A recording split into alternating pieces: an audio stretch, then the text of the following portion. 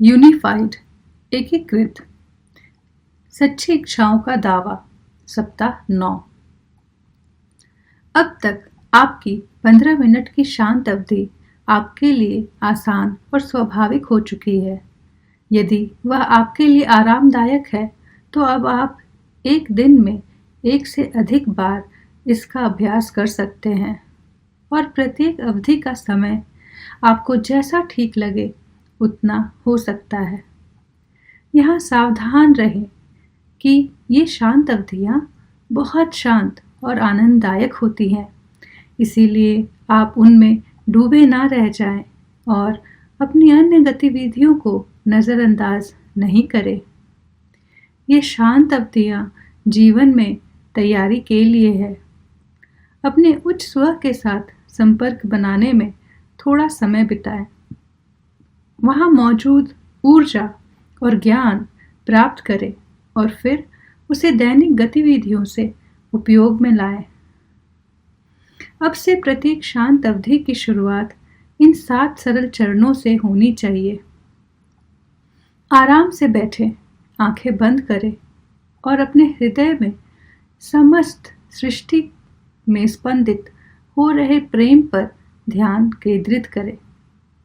दूसरा, अपने आभा मंडल को सभी बिन बुलाए प्रभावों से मुक्त करें और अपने आसपास के सभी विचार रूपों पर प्रकाश डालें। अपने उच्च स्व को छोड़कर सभी के लिए अपनी आभा को बंद कर दें। चौथा, ईश्वर के गुणों के बारे में सोचकर और उन गुणों को अपने गुणों के रूप में पहचान कर ईश्वर के गुणों के साथ एकाकार हो जाएं। पांचवा, उस शांत अवधि का उद्देश्य विशेष बताएं, जैसे कि अपने उच्च स्व के साथ संवाद करने का अभ्यास, इस समय उपयुक्त ज्ञान प्राप्त करना या जानना कि मेरी सोच ईश्वर के सोच के अनुरूप है या नहीं, वगैरह। अपने उच्च स्व से संकेत प्राप्त करें और उस संकेत को पूरी अवधि के लिए अपने पास रखें। अपने विचारों में अपने उच्च स्व द्वारा दिए गए संचार को दोहराएं। अब तक आप अपने अन्य दैनिक अभ्यासों के साथ काफी सहज हो चुके हैं। वे अधिकाधिक नियमित, लगभग स्वचालित होते जा रहे हैं। दिन भर में जब भी उपयुक्त हो, आपकी दिनचर्या में ये शामिल हैं। पहला, जब भी आप भीड़ में, बीमारी के पास या किसी नकारात्मकता में जाएं, तो अपने उच्च स्व को छोड़कर बाकी सभी चीज़ों के प्रति अपनी आभा को बंद कर लें। दूसरा, जब भी आपको अपना बिन बुलाए प्रभावों का संकेत मिले, जब भी आपके मन में ऐसा करने का बहुत प्रबल विचार हो और जब भी आप प्रभाव के लक्षण जैसे चिड़चिड़ापन, थकावट, गुस्सा या मूडी महसूस करें, तो आप अपनी आभा को साफ करें और फिर आप अपने आसपास मौजूद किसी भी विचार रूप के लिए प्रेम और प्रकाश प्रसारित करें।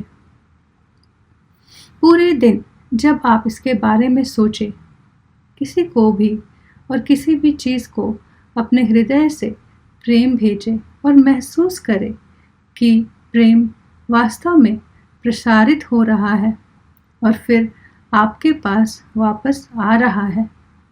जब भी कोई द्वेषपूर्ण विचार आए या जब भी आपको लगे कि किसी ने आपको ठेस पहुंचाई है या आपको ठेस पहुंचा रहा है, तो क्षमा के विचार भेजें। शाम को सोने से पहले आप ये 2 अभ्यास कर सकते हैं। पहला, ईश्वर के गुणों के बारे में सोचकर और उन्हें अपना मानकर ईश्वर के साथ एक हो जाएं। दूसरा, अपने दोस्तों, परिवार और आपके मन में जो भी आए उसे प्रेम और क्षमा भेजें।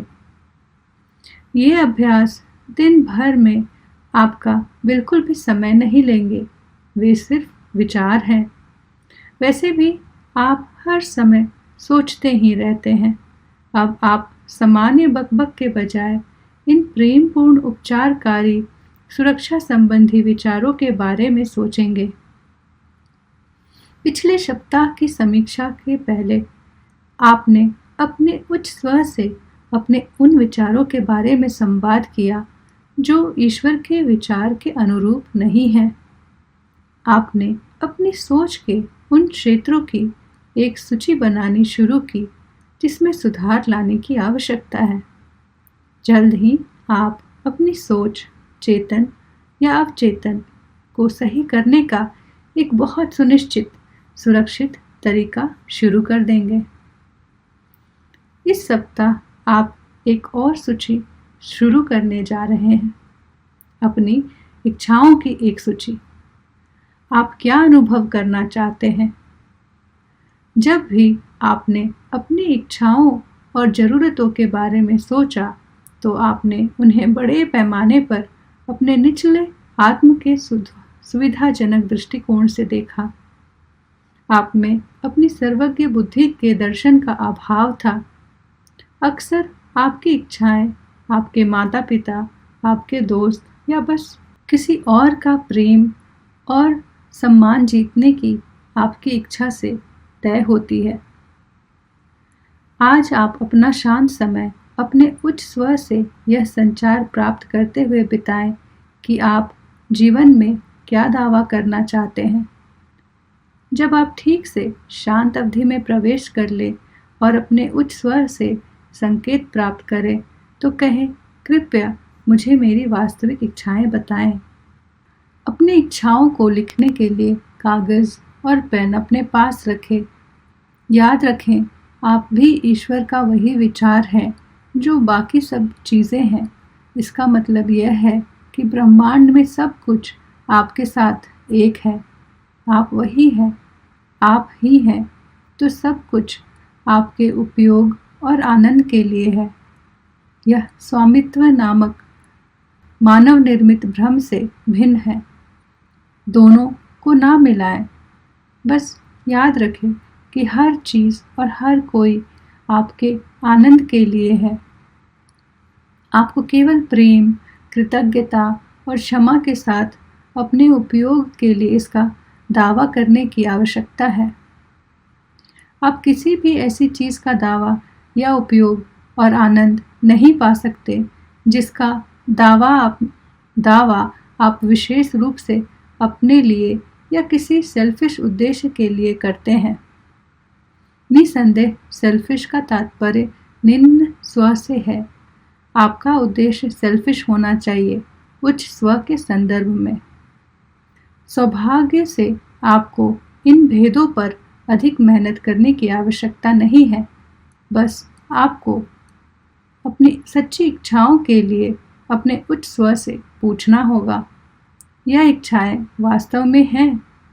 ये वे इच्छाएं हैं जो ईश्वर आपसे चाहता है, क्योंकि ये ईश्वर के उस सोच के अनुरूप है जिसने सृष्टि बनाई। ये वह बीज विचार हैं जो ईश्वर के गुणों से परिपूर्ण आपकी रचना को जन्म दे सकते हैं। आपकी इच्छाएं प्रेम, प्रचुरता, शांति, ज्ञान, आनंद और ईश्वर के अन्य सभी गुणों से पूरी होनी है। प्रत्येक इच्छा को कागज पर मैं दावा करता हूँ से शुरू करते हुए लिखें। केवल वर्तमान काल में ही लिखें। वास्तव में ना तो कोई भविष्य है और ना ही कोई अतीत, केवल वर्तमान है। ईश्वर हर जगह मौजूद है, सर्वव्यापी है। वह न तो सर्वव्यापी अतीत है और ना ही सर्वव्यापी भविष्य। जब आप अतीत के बारे में सोचते हैं तो आप बस कल्पना कर लेते हैं कि क्या हुआ होगा। यह आपकी सीमित धारणा और स्मृति की रचना है। यह माया का भ्रम है। भविष्य भी आपकी कल्पना है कि अतीत जैसा आप सोचते हैं कुछ बदलावों के साथ खुद को दोहरा सकता है। जब आप अतीत या भविष्य के सपने देखने में व्यस्त हैं, तब आप वर्तमान को चूक जाते हैं, जो आपके पास एकमात्र सच्ची वास्तविकता है। आप कुछ विशिष्ट इच्छाओं का दावा कर सकते हैं यदि उनके माध्यम से आप किसी और की स्वतंत्र इच्छा में हस्तक्षेप करने का दावा नहीं कर रहे हैं। उदाहरण के लिए, आप हरि या सुमन के साथ पूर्ण बिना शर्त प्रेम संबंध का दावा कर सकते हैं, लेकिन आप यह दावा नहीं कर सकते कि हरि या सुमन आपके जीवन साथी हैं, आपके जीवन साथी हो या आपके साथ यौन रूप से अंतरंग हो। बिना शर्त प्रेम पर आधारित रिश्ता हर किसी के सर्वोच्च हित में है। हालांकि कोई आपसे शादी करेगा या नहीं, यह उस व्यक्ति पर निर्भर है। आपकी प्रबल और शक्तिशाली इच्छाएं भी किसी की स्वतंत्र इच्छा से समझौता नहीं किया जा सकता। यथार्थवादी बने, अपना दावा ऐसे शब्दों में बिताएं जिनके बारे में आप विश्वास कर सके कि यह संभव है। मैं हर साल 10 लाख रुपये या उससे अधिक के रूप में प्रचुर संपत्ति का दावा करता हूँ। यह विश्वसनीय है। जब भी संभव हो या अधिक और या बेहतर जोड़कर सीमा को हटा दें। अपने शांत समय के बाद अपनी सच्ची इच्छाओं की सूची की जांच करें। इसकी तुलना उन विचारों की सूची से करें जिन्हें आपको सही करना है। अभी दोनों सूचियों को मिलाने की चिंता ना करें। अपनी उत्सुकता को शांत करने के लिए बस इस बात पर ध्यान दें कि कैसे आपके कुछ वर्तमान विचार आपको अपनी सच्ची इच्छाओं को साकार करने से रोकती है। जल्द ही, बहुत जल्द आप इन सच्ची इच्छाओं की पूर्ति होते देखेंगे। Thank you.